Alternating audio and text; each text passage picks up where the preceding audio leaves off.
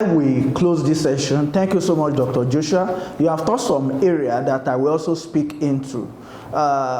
Nepotism is a very bad culture in Africa. Lack of accountability, and all this lack of accountability, lack of transparency, bad behaviors that sometimes because a lot of African leaders in a way, and when I say African leaders, I'm not talking about politicians. When I say African leaders, I'm talking about people that have in charge, that have people working under them. A lot of times they are not accountable to the people they are leading. Like for example, let's say I am a consultant in a specialist hospital. They have senior registrars under me. I have registrars under me. I have medical officers. I have the interns that are under me. Sometimes when I am not coming to work, I'm not telling anyone. So they are just there. They are wondering why I did not come, and they dare not ask me. When they even try to ask, some are courageous enough to say, I have paid my dues, so more or less, this is time for me to rest. Now, that sent a very negative feedback. Like part of the feedback is that you are saying that once I also get to a particular level, what it means is that I should do whatever I like. That in a way, apart from that, we now create another problem. We have talked about lack of accountability. That now creates another problem of impunity. So everybody now look into a time that they too will have gotten enough power so that they can also develop some form of impunity. And one thing is, all these interwoven bad cultures produce the current situation that we have. And one good news is the fact that we are continuing this conversation.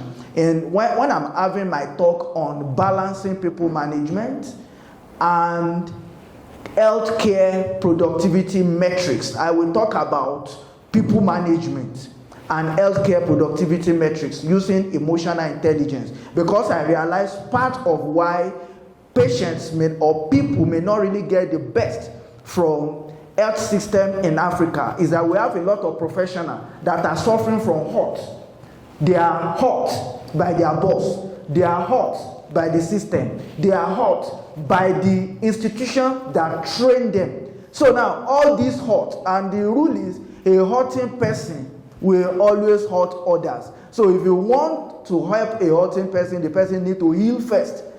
Because if someone is hurting, there's no way that person can bring good culture into the institution because the person is hurting. But understanding people management, you by your own knowledge of emotional intelligence will help you, so that while you are trying to drive productivity, you are not hurting people along the line. A lot of times, people don't know how to balance people management and driving productivity. You either have people that are so empathic that while trying to show empathy, they are no longer driving productivity. Do we get that? We have people that because they are so empathic, they try to understand from other people's perspective. So because of that, they are no longer driving any form of productivity.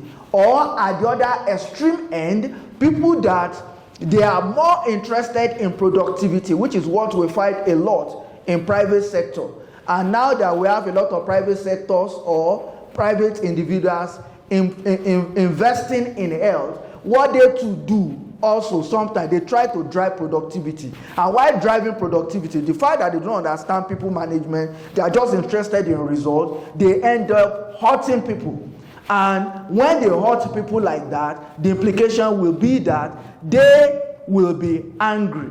They are more interested in just appearing to be doing the work than doing the work. There are two things. We have people that they appear as though they are doing the work, but they are not doing the work. Why? Because they are not interested. Dr. Joshua said something, that how you can improve something is that you must love that particular thing. If I want to improve the health sector in Africa, I must love health sector. If I want to give quality care to every patient or every individual that I have contact with, I must be able to care about them. So if I don't care about them, I will definitely not be able to give the quality care. So I will rest my case here while we continue in other session. Thank you.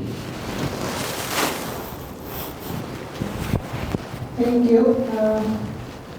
Thank you, Dr. Joshua.